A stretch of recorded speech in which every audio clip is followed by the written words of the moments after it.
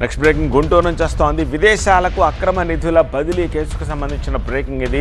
CA దామా సుబ్రహ్మణ్యంపై case నమోదైంది. Bogus కంపెనీలతోటి 186 కోట్లు బదిలీ చేసినట్టుగా తెలుస్తోంది. ఐటీ ఫిర్యాదుతో అరండల్పేట పోలీసులు కేసు నమోదు చేశారు.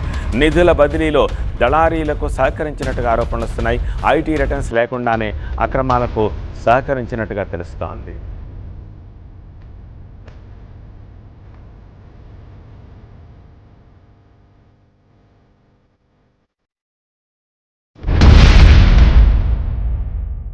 విదేశాలకు అక్రమ నిధుల బదిలీ కేసులో సీఏ దామా సుబ్రహ్మణ్యంపై కేసు నమోదైంది. బోగస్ కంపెనీలతో 186 కోట్ల బదిలీలకు సంబంధించిన ఐటీ ఫిర్యాదుతో అరండల్పేట పోలీసులు కేసు నమోదు చేశారు.